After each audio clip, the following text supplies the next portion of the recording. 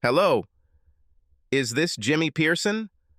No, my name is Jimmy Greyhawk. My wife Connie kept her maiden name, Pearson. Well, this is Dr. Sahid Alwari.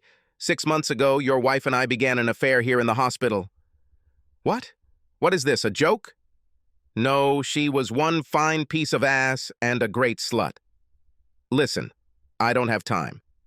The reason for my call is that I am about to return to Saudi Arabia, and about 2 months ago your wife left me for a new doctor, Gregory Zenger.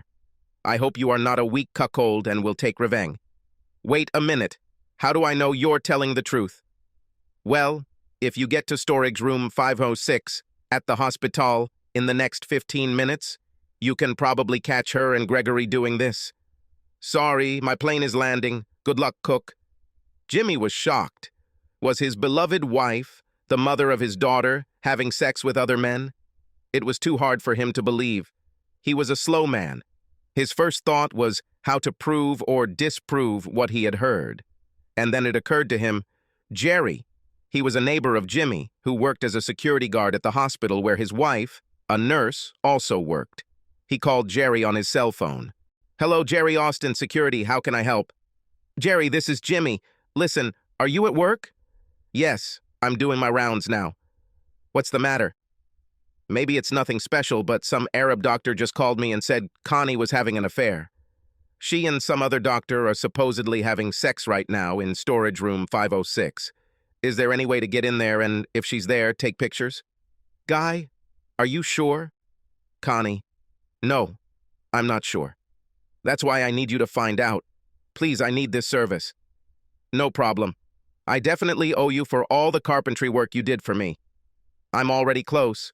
I'll let you know if I see anything and send you pictures if I do. I really hope this isn't true. You and Maddie deserve better. Thank you. While Jimmy waited, he tried to understand what was happening. He devoted his life to his wife and 10-year-old daughter. The house they lived in was built largely with his own hands in 3 years. Everything was built the way his wife wanted. As far as he knew, Connie was happy. Then he thought about the last 6 months. His wife began working longer hours and staying overnight when she only had a few hours between shifts. Their sex life had suffered, as he expected, given her work schedule, but she didn't complain about anything and seemed to enjoy their sex just as much as always. After all, she would never jeopardize their marriage and raise their daughter, would she? The wait was agonizing. The phone rang. Jimmy? I'm sorry, man, but your wife and Dr. Zender had sex like 2 horny teenagers. I have photos and videos to send you. I don't think they noticed me. I'm really sorry. If you want me to do anything else for you, let me know. After watching the video and seeing his wife eagerly having sex, Jimmy cried for one of the few times in his life. Dad? Maddie, what are you doing over there? Go back to bed, honey. Everything is fine. I heard the phone ringing, and then I heard you crying. What's the matter? I am 10 years old. I'm not a child. I need to know. Maddie was mature beyond her years. Jimmy had a hard time denying her anything because she always seemed to do the right thing. Upon reflection, he realized that this situation affected her as much as it affected him. I'm crying because I just received proof that your mother, how should I put it, loved another man in the hospital. I'm trying to figure out what to do. She's finishing work soon, and I think I should wait to talk to her then. I don't think she'll be coming home today. I overheard her telling someone on the phone that she was happy they were going to spend the whole night together. I thought she meant work. I think you should call her right now. Let's see what she says. Okay, maybe there is some good explanation. Jimmy was told not to call his wife on her cell phone while she was working unless there was an emergency. This is considered an emergency. After several rings, a breathless voice answered, Jimmy? Is something wrong with Maddie? You seem out of breath, honey. Are you okay? I didn't have my phone with me, so I had to run to get it. What's happened? The memory of the video recording removed any desire to be understanding. I thought you might have been short of breath because you just had sex with Dr. Zender. There was a long pause before she said, Oh, crap. He knows. Don't worry, Greg. I'll take care of it.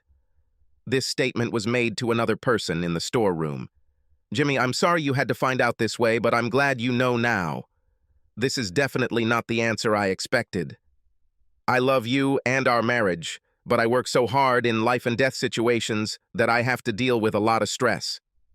I deserve something more to handle all this responsibility. That's it. A little extra sex on the side to reduce stress. There's nothing special about it. This does not affect our marriage or the fact that I am the mother of our daughter. I'm afraid I don't quite understand it that way. Look, I need to get back to work. That's how it is.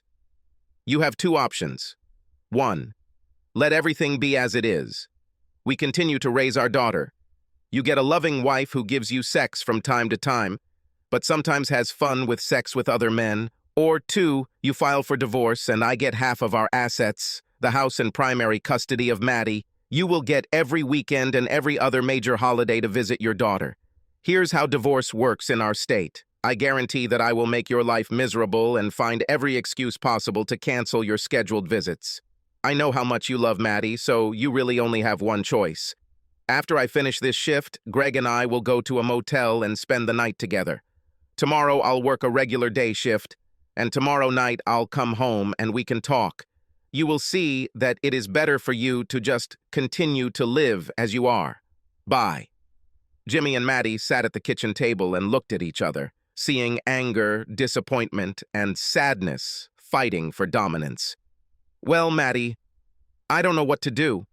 I don't think I can live here knowing that your mom has sex with other men. If I file for divorce, I won't be able to see you every day. I don't think at your age a judge would let you choose who you want to stay with. If I move out, do you think you can stay here with your mother? Hell no. Maddie, Dad, I'm already a big girl. If I have a choice, I want to be with you. Looks like we don't have much choice. Dad, there is another choice. Which? Burn this bitch. What are you talking about? Remember my friend Beverly? Well, her dad caught Beverly's mom fooling around and just left. He took all the money he could and just disappeared. After some time, they caught him and arranged a terrible scam. You and I could leave her as little money as possible and just disappear. Her idea seemed quite feasible to Jimmy. Where will we go? You know where. Realizing what Maddie was offering, his father thought, I don't think they'll take me back. You can ask. I had a vision of us returning. Maddie was the granddaughter of the most respected spiritual director on the Turtle Mountain Chippewa Indian Reservation. Jimmy left the tribe when he joined the army with his buddy Tommy White Elk. He was an angry young man who disrespected his parents and his people and was cast out of the tribe. After serving in Iraq, his anger cooled and he reconnected with his mother. During the time he was alone with Maddie, he told her about her family and especially about her grandmother. Over the past few years, his daughter has shown signs of being able to perceive and interpret visions. Connie knew almost nothing about his family or what he taught Maddie. He told his wife he didn't want to talk about anything in his life before he left the military, and Connie didn't ask many questions. Okay, I'll call. Your mom won't be back until after 5 out tomorrow. We have a lot to do until then. Connie and Greg were getting dressed to go to work after spending the whole night together. Connie was disappointed. Greg could have sex, but didn't seem to know how to make love, which she admitted Jimmy was really good at. Her doctor lover was only good twice in 8 hours. She tried to arouse him a third time, but he failed. Her climaxes were fake. Connie realized that part of the thrill of sex with Dr. Zender, like with Alvary before him, was a secret, illicit part of their time together. Now that Jimmy knew, sex with someone else wasn't that exciting. Every time she had a few minutes of rest during her Monday afternoon shift, Connie thought about how she should end things with Greg and mend her relationship with Jimmy. After all, Greg's teacher wife will be moving here with their 2 children as soon as the school year ends. Connie could again become an exemplary wife, lover, and mother, and then, when everything returned to normal at home, find someone else for herself. Jimmy would never turn down sex with her or jeopardize his access to Maddie. Connie left the hospital at the end of her shift and headed to her car in the company parking lot. From a few feet away, she saw that all 4 tires were punctured. How childish, she thought. Well, here's a plan for you to do something nice when I get home. She tried to call Jimmy on his cell phone, but there was no answer. She asked one of her colleagues to lend her a phone. Connie's call to her husband's phone brought up the message, "Service on this number is no longer available." So he wanted to play dirty. Well, she can too. The threat of divorce alone might get him back on track, but she would have to watch him grovel. She used the phone again to call a taxi. On the way home, she thought of various ways to punish Jimmy. As Connie turned into her neighborhood, she noticed a column of smoke, followed by fire trucks and police cars. Looks like one of our neighbors had a fire. The closer the taxi drove, the more clearly she realized that it was not her neighbor's house that was burning, but hers. Connie jumped out of the taxi, telling him to wait.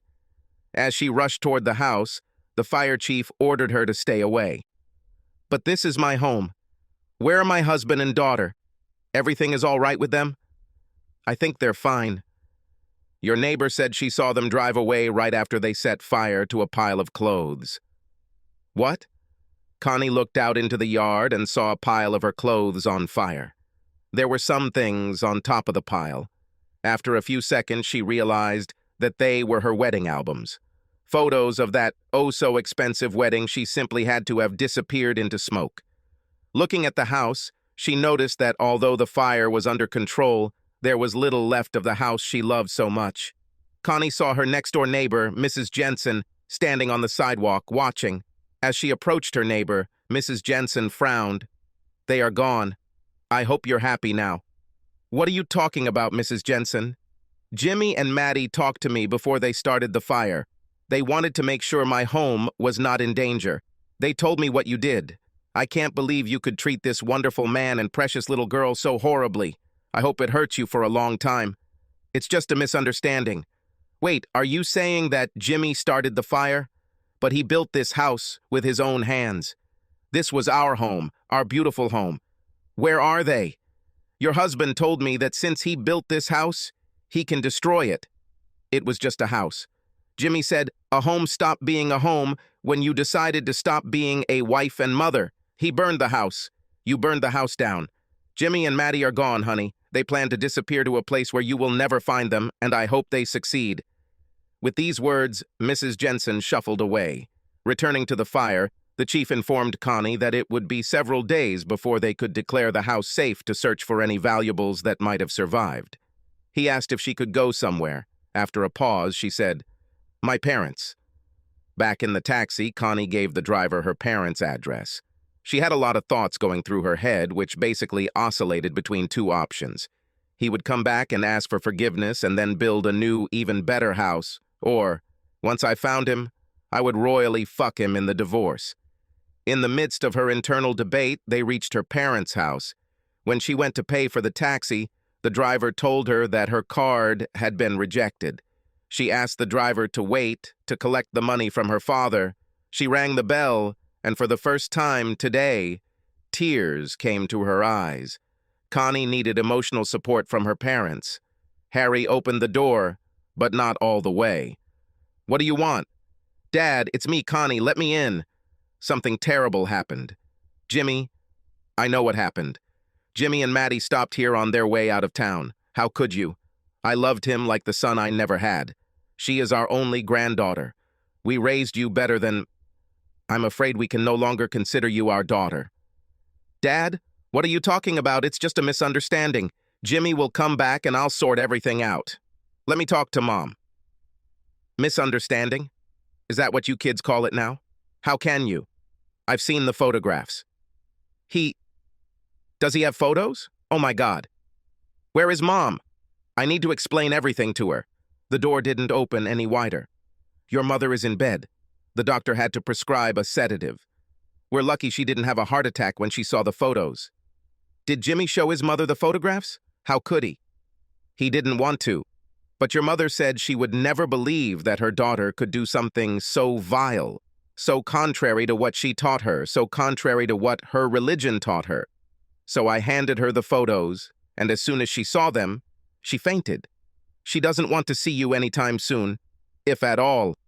The door closed. She didn't have the courage to ask for money for a taxi. Connie returned to the taxi in tears. "Where to now?" he asked. It must be somewhere where you can get money. Connie decided that her credit card was no good either. After some thought, she gave the driver the address of her younger sister. Connie did not have a good relationship with Leslie, but her sister was a good aunt to Maddie.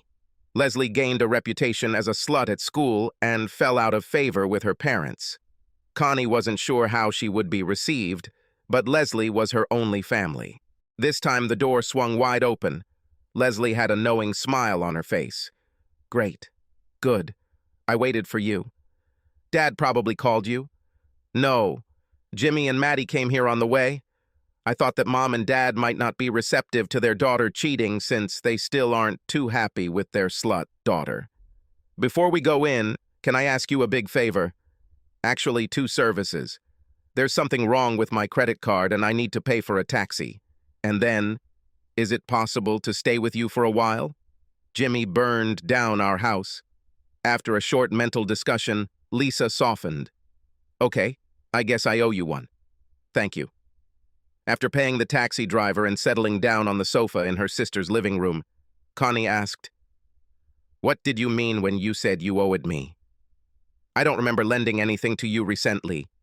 You didn't do this. I grew up in the shadow of Miss Goody Two-Shoes and her high grade is perfect looks and noble career. You made me sick. I was compared to you all the time, and I couldn't handle it.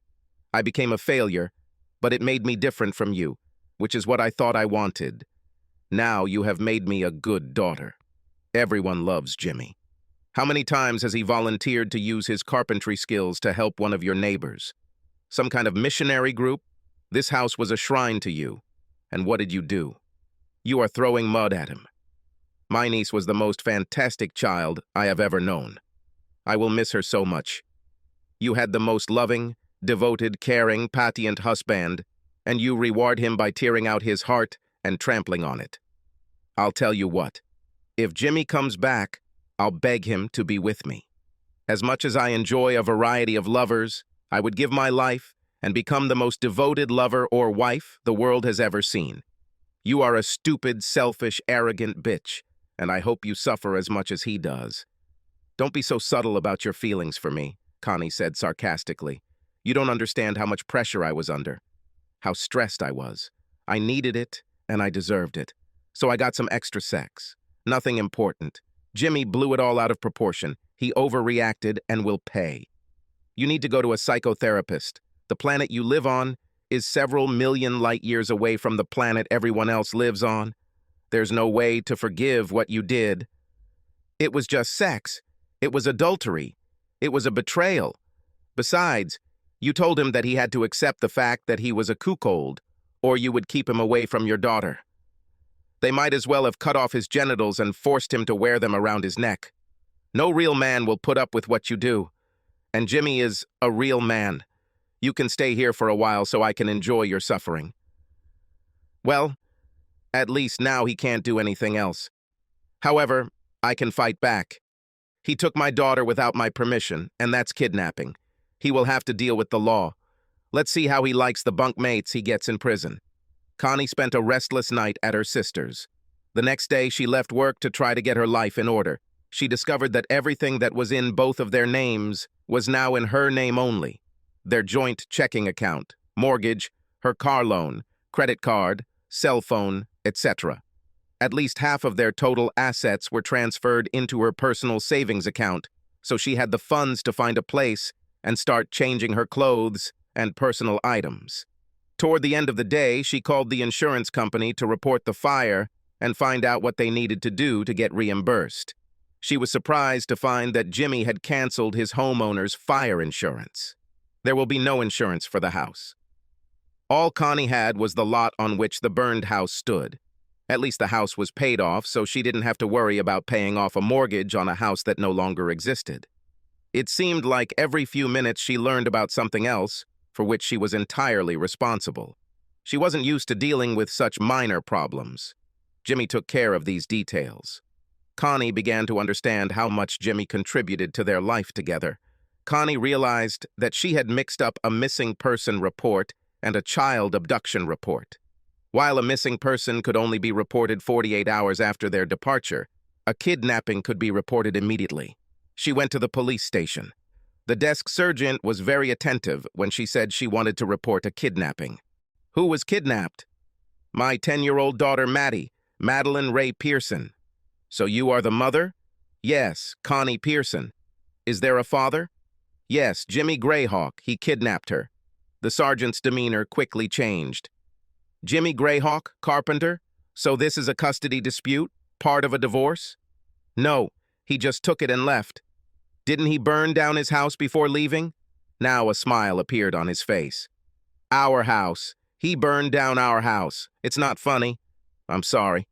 Jimmy just made a lot of men happy with his daring gesture, especially those whose wives cuckolded them. Where? How do you know about this? I talked to the police who were at the fire. Plus, it's a small town. Rumors spread quickly. So will you help me or not? Connie asked. I'll do my job, the desk sergeant whispered to himself. It's a pity that you didn't make yours. Jimmy built a ramp for my mother so she wouldn't have to go to a nursing home. I'll do my job, but don't expect any favors. While Connie was seething with anger, the sergeant received the required uniform. Okay now. When did he allegedly kidnap his daughter? Somewhere between Sunday evening and 5:30 Monday evening. It's pretty vague. Well, I returned home after being on duty at the hospital only on Monday evening. That's when I found out. Do you have any idea where they might have gone? Not really. Jimmy never talked much about his family. He is Native American. He probably could have returned to the reservation. This is useful information.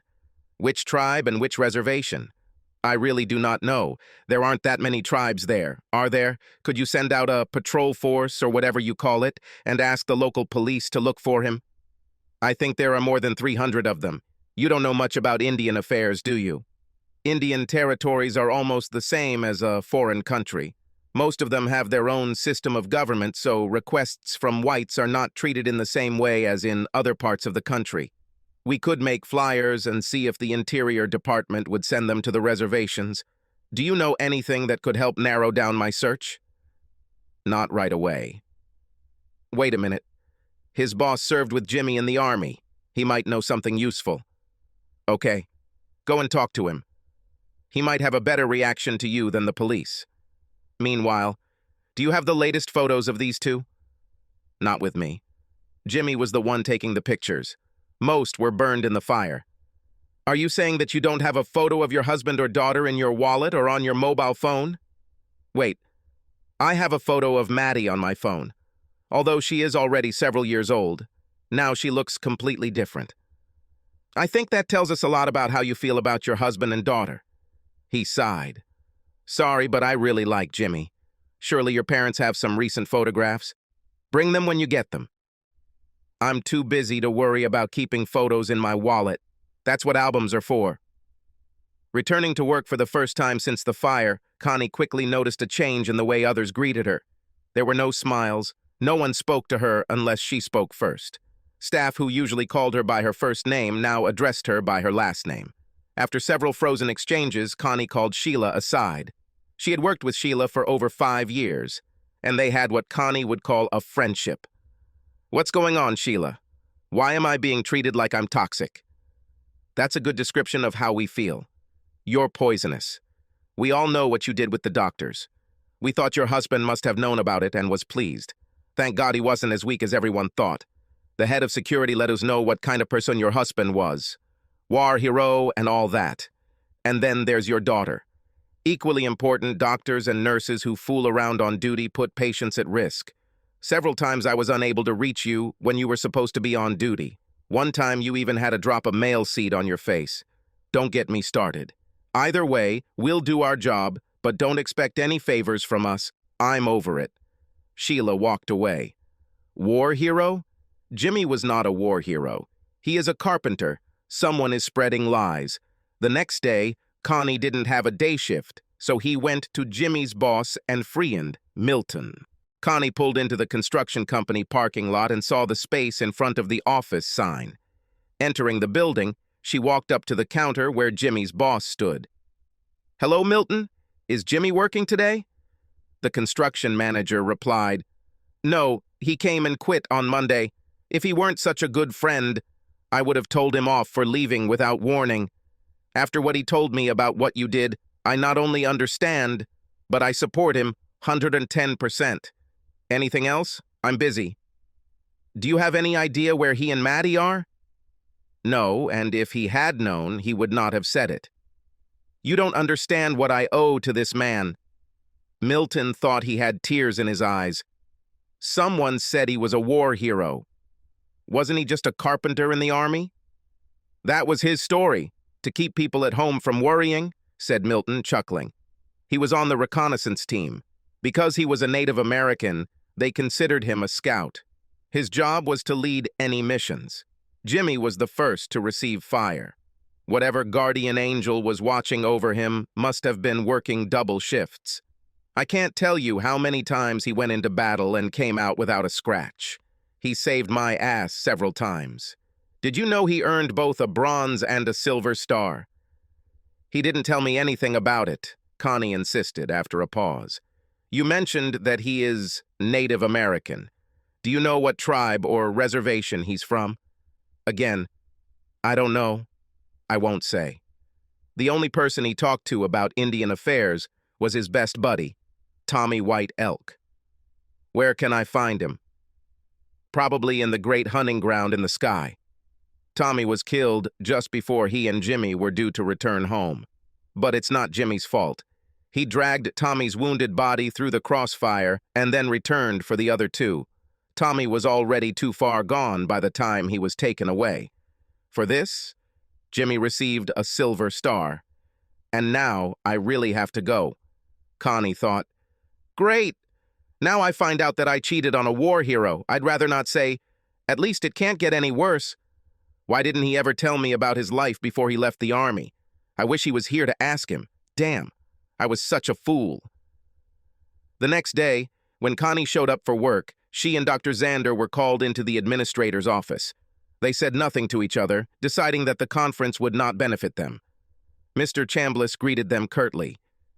It has come to my attention that you two were having sexual relations on hospital grounds during business hours. Apparently, I'm the last person in the hospital who knows about this. When I first heard about this, I was inclined to place a letter of reprimand in your professional files. After calls from every hospital board member asking what I was going to do about this situation, it became clear that if I didn't fire you, I would be fired. In fact, my job is still in jeopardy, thanks to you. So you both stop working immediately. Security guards are waiting outside my door and will take you to your lockers to collect your personal items. In addition, you will both report to the licensing board for your profession. Based on previous similar cases, I think your licenses will be suspended for at least 1 year. Hopefully, the sex was good enough to compensate for the shame and humiliation, not to mention the loss of income you both took on. Now get out of my office. As they were leaving, Gregory approached Connie. Your asshole husband sent a letter and photos to my wife. Thank you very much, bitch. I never want to see you again. By the way, you may have a great body, but the sex wasn't that great. After emptying her locker, Connie sighed. No job, no home, no husband, no daughter, no friends, no family support to speak of. All I have is myself. What should I do now? While on the road with Maddie, Jimmy made the call. Hello, Turtle Mountain Nature Reserve. Hello. Can I talk to Hank Garcia? Wait a minute, who's calling? Perhaps it will be better if I don't tell. Okay, I'll see if he answers the call. A good minute or two of silence on the phone. This is Hank Garcia. Tell me who it is, or the call will end now. Hank, this is Jimmy Greyhawk. I want to come back. You have the nerve to call here. You are not welcome here. Wait, don't hang up. The Cloud Maiden's granddaughter is with me. After a few seconds of waiting, Hank continued. How old is she? Does she show any abilities? Maddie is 10 years old and started having visions a couple of years ago. She was the one who saw us returning. You know that very few people would agree to take you back. I know, but I have changed. I was a brash, immature, stupid fool who had abandoned my family and people.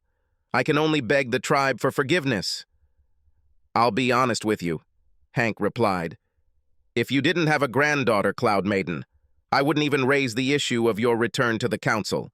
There is still no guarantee that they will even agree to accept you. As you said, her name? Maddie. This is short for Madeline. My mother, Cloud Woman, foresaw that I would have a daughter, and she helped me overcome my unreasonable hatred of my family and my people. She knew she wouldn't be here to teach her granddaughter, so she told me something I could do before returning her to be trained by the elders. She is young but very mature for her age. I can talk to the council, Hank suggested. Can you be here the day after tomorrow, 7 p.m.? What is your number so that I can tell for sure whether you will come or not? We are on the road that now goes north. We should be there by then. Jimmy gave Hank his number and hung up. Maddie tried to reassure her father. Don't worry, Dad. Cloud Woman will be with us. Jimmy received a call, and the council agreed to meet with them as soon as possible. The elders who remembered Cloud Woman were convincing enough to at least allow Jimmy to plead his case before the council. Jimmy and Matty met with the Turtle Mountain Council. Matty caught the men's attention. Questions started pouring in. What powers did you experience? Do you agree to study with a healer even if it means that you have to part with your father? Prove to us that you have the power of vision? Maddie was confused by these questions and gave short, honest answers. She admitted that she could not provide evidence of any skills. She was thanked and released. The healer, Little Dove, arrived and spoke with Maddie before the council meeting. What do you think about the abilities a little girl might have? Asked one of the council members. Cloud Woman was my spirit guide, and I felt her presence many times. Her spirit is strong in her granddaughter, but there is too much of the white man in her now. It will take a lot of work to figure out if she might be a strong connection to the spirit world. Do you think we should let her stay? Definitely. I would welcome a challenge from the teacher, and she seems very eager to learn. However, she made it clear that she and her father had entered into a package deal. You will have to accept both into the tribe, otherwise she will not stay. After the healer left, the council members were in full agreement that the girl would stay, but they were still reluctant to let Jimmy stay. Unable to reach a consensus, the council asked Hank's opinion. Hank invited them both to stay, but on the condition that Jimmy make some kind of apologetic gesture towards the tribe. If Maddie turns out to have no ability, they should both be sent away. Jimmy thought for a long time about what kind of apologetic gesture would be enough. He knew how to do carpentry, so he looked to see if the tribe needed to build something. He noticed that the medical clinic was in poor condition. The building was old, dirty, and plaster was falling off the walls. If people weren't sick before going there, they'd probably catch something there. A new clinic building would be his gesture. The woman who taught Maddie joined his daughter in choosing the best place for healing. Then the council had to approve. All that needed to be done now was to build it. Jimmy made a plan. This was not difficult, since he did most of the work on building the clinic in Nicaragua during a business trip. This time he had to buy all the materials himself. Then he had to build a clinic. The tribe had to watch Jimmy build the clinic. He didn't ask for help. Nobody offered to help. It took several months to build it, but it was built correctly. There was a blessing ceremony. From this point on, Jimmy was conditionally allowed to return to the tribe, but he was still on probation. Not everyone agreed with the decision to allow him to return. One night, Jimmy was captured while walking back to where he and Maddie were staying. He was stripped and flogged with green branches from a bush with large thorns. Now they will not only hurt, the scars will remain forever. They wanted Jimmy to understand that the punishment for betraying the tribe would last forever. Jimmy didn't cry the whole time. He trudged toward the house where Maddie applied ointment to his wounds. Maddie wanted revenge, but her father said that what they did was necessary to make some people believe that he had been punished enough. Several years have passed. Jimmy found a carpentry job at nearby oil fields and in the city. He traveled to work daily with several other men from the tribe. It was good money. During this time, flyers appeared with old photographs of Jimmy and Maddie, saying that they were missing. There was nothing said about the kidnapping. Then one day, flyers appeared that mentioned a $5,000 reward. Jimmy knew that there were many people on the reservation who would probably rent it out for much less money. Although Maddie no longer looked like her old photo, Jimmy still did. Maddie tanned and seemed to have turned into a beautiful 14-year-old girl. She was chosen to help sell authentic local jewelry to tourists and casino gamblers. No one seemed able to refuse her. Maddie only hoped that no buyer would force her to admit that although they were made by real natives, they were real natives, born and worked in China. One day, Maddie came to her father and said, "I had a vision that Mom would come." Jimmy knew that sooner or later the time would come when he would have to deal with Connie and her likely desire to take Maddie. His emotions were mixed and strong. "What do you think we should do, Cloud Woman?" Maddie's visionary abilities quickly grew under the tribe's tutelage and allowed her to take the same name as her grandmother. A very great honor. "It's time to sort this out," Maddie said. "I want to see her. You must see her." The following week, Maddie was selling jewelry to a group of tourists who had recently gotten off the tour bus. She saw a blonde woman looking around the gift shop and immediately knew who it was. Maddie approached the woman and asked, "Don't you love the craftsmanship of these necklaces? They would curl wonderfully around the neck of such a pretty woman." The woman turned to the teenage girl and felt her heart flutter. Something about this girl reminded her of Maddie, but she was taller, tanned, and had completely different hair. "And yet, would you smile at me, princess?" Maddie smiled, showing beautiful white teeth. Connie sighed. The Maddie she remembered had a large gap between her front teeth. This girl had perfect teeth. Connie was disappointed. "Yes, I would like to buy a necklace." While she and Maddie were exchanging remarks, Connie heard a voice behind her. "Hello, Connie." It was a long time ago. Connie didn't have to turn around. She knew exactly who was talking to her. It was her Jimmy. She closed her eyes, steeled herself, and opened her eyes, turning to greet him. She was surprised that his face seemed much more stern than she remembered. However, there was no smile on his face. She feared a much worse reception. She desperately wanted to hug him, but she didn't see anything in his eyes that made her believe he would be receptive. "Jimmy, I'm so glad to see you. I have so much to tell you, but please tell me where Maddie is. I'm dying to see her." "Come back." Maddie was still standing there, but now she was smiling with tears in her eyes. "Hello, Mom. I missed you." Tight hugs and more tears followed. "I missed you too, honey. You've grown so much. You are simply amazing. I can't believe I sent you both away. I'm very sorry, very sorry." More hugs, more tears. Finally, she turned to Jimmy and said, "I'm not here to open old wounds. I would like to be able to apologize and spend as much time with Maddie as possible. Are you going to try to take her with you?" "No, I don't want to ruin your life again. I just want to be with Maddie for as long as you let me. What about your job and boyfriend or husband? When I was sure you two were here, I quit my job and put my things in storage. Since you left, I haven't had a boyfriend or husband. I dated some, but no relationships worked out. You taught me a harsh lesson, but I deserve it. I haven't been with anyone since you left.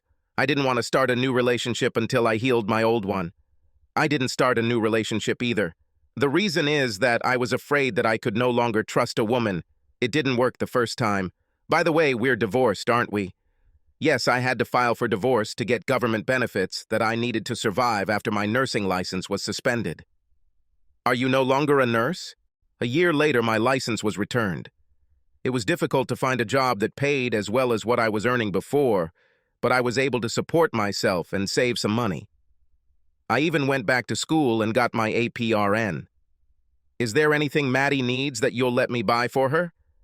Jimmy looked offended. "No, Maddie has everything she needs." Finally, a smile appeared on his lips. "And almost everything she wants. She's already a teenager." Maddie joined the conversation. "Mom, you won't stay for long, right? It's up to you two to decide. I have a room booked at the Economy Lodge Hotel." "Ugh, this place is full of bed bugs. You will stay with us," Maddie spoke with the confidence that only a teenager can demonstrate. "No, I can't force myself on you and your father, baby." First of all, I'm not a child, and we have a spare bedroom. Now let's get your luggage. No, I need to talk to your father first. Maddie and I have already discussed everything, Jimmy intervened. It will be much easier for you to spend time with Maddie if you live with us. I trust you understand that this does not mean any renewal of the relationship between you and me. You will be there as Maddie's mother and nothing more. Certainly. I understand. I hope you'll let me help with cooking and other things. I won't feel good if I don't stay. Phew, I hope your cooking has improved. Sorry, Mom, but your cooking sucks. After all three chuckled, Jimmy told Connie to go to her room while he drove up in the Jeep to pick her up and her things. The trip was short, as they passed through the tourist part of the reservation and ended up in one of the residential areas. They stopped in front of a house that, like all the others around it, had a Western Plains theme. Wooden and Indian decorations predominated inside. Jimmy carried Connie's luggage into the spare bedroom. Connie looked around the room and noticed that it definitely had a feminine feel to it. Is this your room, Maddie? It was Songbird's room, Maddie said again. She is my father's cousin, who helped us until we needed to take care of our father. I'm big enough now that we don't need much help to take care of me, but it would be nice if you could help a little. Tears welled up in her eyes and she gasped. I'm so glad to see you again, Mom. Jimmy, I need to talk to you first. You may not want to listen to what I have to say, but I have to say it. Her ex-husband said nothing, but stood there. I denied for a long time that I had done anything wrong, even though everyone, and I mean everyone, told me that I had seriously screwed up. It was only when my mother finally spoke to me that it dawned on me. Seeing the tears and suffering I put her, my own daughter, through and being the reason she couldn't see her only granddaughter. Finally, I couldn't stand it anymore. I went to see a therapist and began to become what I hope is a better person. I know these are just words, but I hope you can see enough change in me to allow me to get to know my daughter again. I can never hope that you will forgive me, and I'm ready to live with that. I ruined my life and the life of my family. I deserve all the punishment you gave me and more. All I can say now is that I'm very sorry. Jimmy remained standing without any expression on his face. In his mind, he said to himself, she's right about one thing. They're just words. Maddie wants her here, so I'll put up with Connie as long as I can. As the weeks passed, a routine settled into the house that seemed to suit everyone. Connie did most of the housework and spent a lot of time getting to know Maddie and learning a lot about the tribe. Connie was careful not to show Jimmy any intimate parts of her body or make any attempts that he might consider flirting. The conversations at the dinner table were comparable to those from their past lives, although Connie's work schedule as a nurse in their past life often prevented them all from being together. One evening, Connie asked Jimmy if they could talk. I've been here for several weeks now, and I've enjoyed every minute I've spent with you and Maddie. I think it's time to talk about where we will go next. You're not going to take Maddie back where we came from, Jimmy asked angrily. I won't. Hell no, Jimmy. That's not at all what I'm saying. I don't want to leave with Maddie. That's not the problem. I mean, I can't continue living off of you two. I think, first of all, I need a job. I talked to the people at the reservation clinic and they offered me a job. Long hours and low pay. How could I refuse? Connie tried to liven up the conversation. It's time to talk about whether I need to get my own home. Don't you like it here? I like it here. I just don't know if you like my presence or not. We both probably have good and bad memories from the time we were married. But watching you, I couldn't understand whether you wanted me to stay here. Sometimes you look happy, and sometimes you look like a man who is ready to burn down the house he built with his own hands. I'm asking what you think would be better? Jimmy didn't allow himself to think about the future. He took every moment on its own. His heart was protected from ever trusting her again. However, Connie seemed to really change and was as good or better than when they first got married. I think I need to think a little more. Maybe it would be easier for you to make a decision if I weren't here. There's a room for rent in Montana that I can afford, and it's not that far away. Tomorrow I will move my things there. Whatever you decide, I want you to know that I will always be grateful to you and Maddie for allowing me to be a part of your life again, even though I can't say I have the right to. Later that night, Connie woke up to the sound of crying. Ignoring the fact that she was only wearing a small nightgown, she rushed into Maddie's room. Opening the door, she saw that her daughter was fast asleep. Turning around, she realized that the crying was coming from Jimmy's bedroom. Connie approached his door cautiously.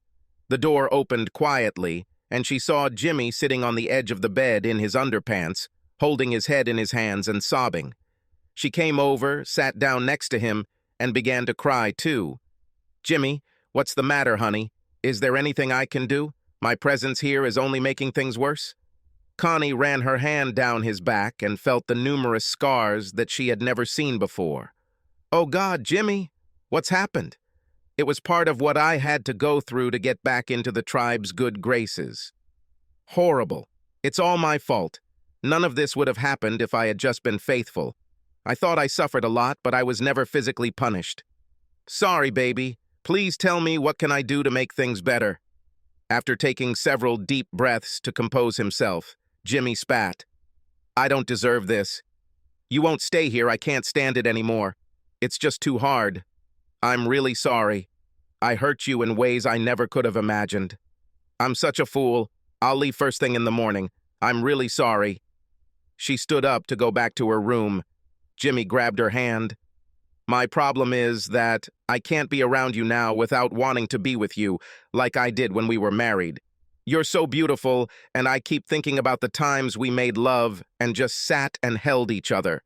My heart literally hurts when I see you. The part of me that hated you for betraying our family is slowly being eaten away. I know that's not what you came here for, so I think it's best if you come home. It was unbearable for me to know that you were nearby and not just left this house.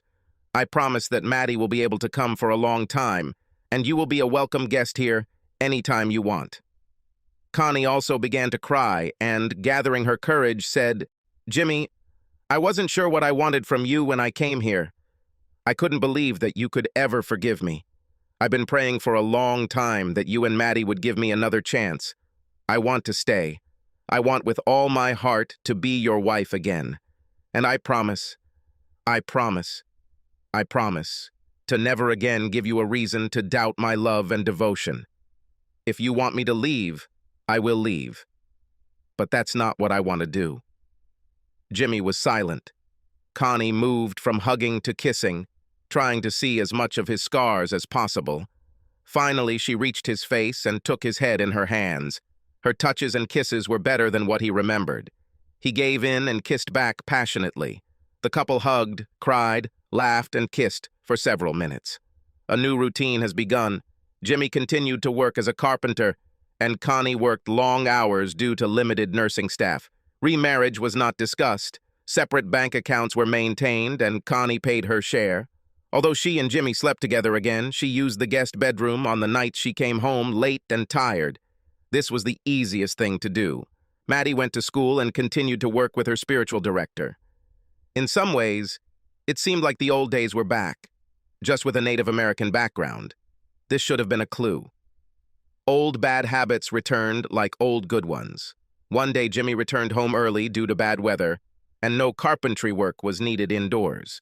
He was there to greet Maddie when she returned home. "Hey, Maddie, you're a little late, aren't you? Have you stayed anywhere?" "Yes, Dad, we need to talk." "I don't like the sound of that. Problems with a boy?" "No, problems with a woman." Jimmy's first thought was that she was going to come out as a lesbian, but he quickly dismissed that thought. She talked too much about boys. "What or who do you mean?" "It's Mom again." Horror struck Jimmy in the heart. "No, not again. Did you see something in the vision?" "No, this time with my own eyes. I went to my mother's clinic for a minute and saw her leaving the room with Dr. Patel. He forgot to zip up, and his mother was wiping something from her mouth. I went to the front door, opened it, but didn't come out. I acted as if I had just walked in. Mom greeted me and we talked a little. She looked damn guilty. We said goodbye, and I again pretended to leave. I was standing right outside her office door when she said to Dr. Patel, "We have to be more careful. I heard them kissing before I left. Jimmy withdrew into himself, as he often did in stressful situations. Maddie changed the subject. Talking about visions, I'm losing my strength. Looks like puberty might mess them up. My spiritual director warned me about this. Soon I will be useless to the tribe. You know some council members will want to kick us out. I've enjoyed our time here, but I think we can leave without feeling guilty. I've made some good friends, but you're the only one I can't lose. So, you think it's time to leave again? Absolutely right. Where to this time? Hawaii sounds good. They probably need carpenters there. She smiled. I don't think there's a Chippewa reservation there. Jimmy smiled back. Then we can begin. When do we leave? Jimmy asked. As soon as we get ready. Oh, I have one request.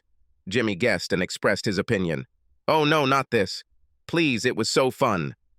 Okay, but we have to be careful, and this time we take all our money. She has what she has on her own account. Connie heard the sirens wail. A recent conversation with Maddie helped her draw the necessary conclusions. She ran out of the clinic and ran to the house she shared with Jimmy and Maddie. She made the right decision. After all, Maddie had seen her with Dr. Patel. Damn, how could I be so selfish and arrogant again? Subscribe to our channel so that your second chaff doesn't cheat on you, and go ahead and listen to the next story, because this story is nothing compared to the next one. If you're under 18, don't even think about listening to the next one. Listening to the next one. Listening to the next one. Listening to the next one. Listening to the next one. Listening to the next one.